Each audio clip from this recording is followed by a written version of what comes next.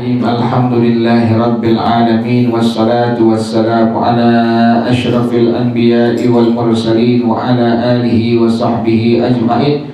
Qala syekhul imamul muallif rahimahullah wa adaman naf'a bihi wa barakati ulumihi wa bikum fid dharaini amin. Qala radiyallahu ta'ala anhu. Bismillahirrahmanirrahim.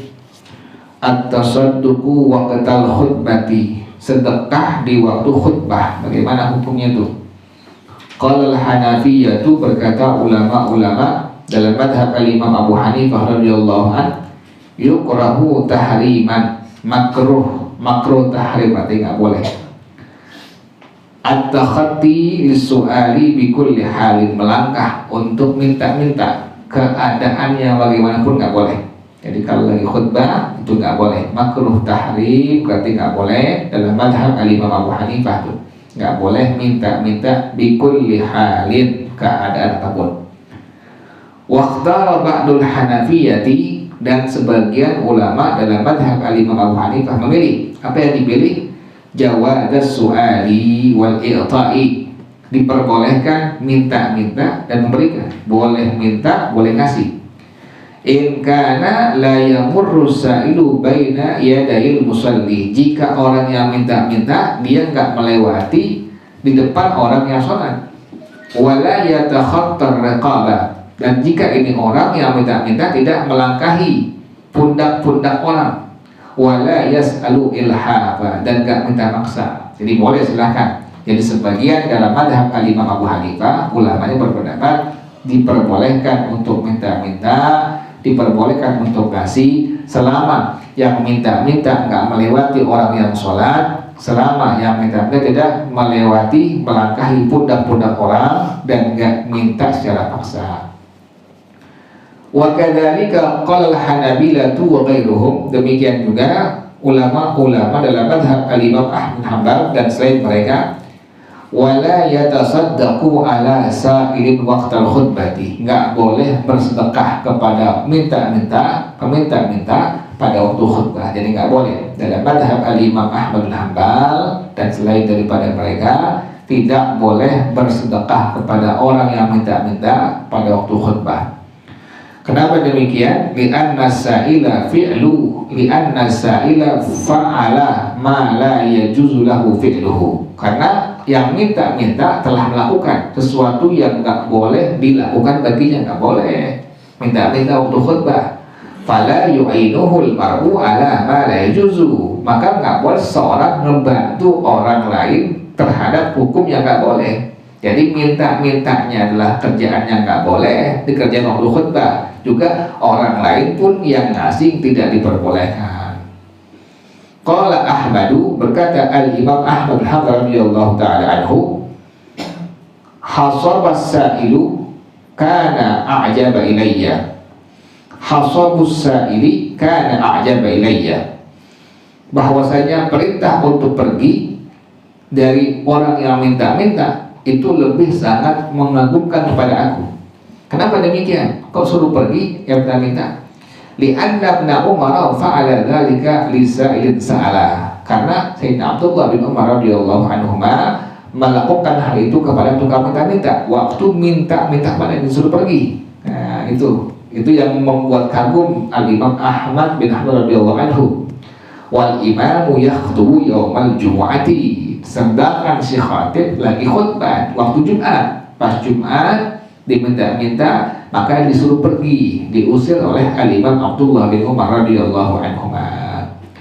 Wala yanalus sa'ilu as-sadaqata hal khutbati, juga yang minta-minta tak boleh dia menerima sedekah pada waktu khutbah. Kenapa demikian? Li'annahu i'anatun ala muharramin, karena dia itu membantu atas sesuatu yang diharamkan. Jadi nggak boleh. Misalnya dia nggak minta, dia ada ngasih pun sama, jangan diterima. Kenapa demikian? Itu merupakan i'anatun ala muharramin.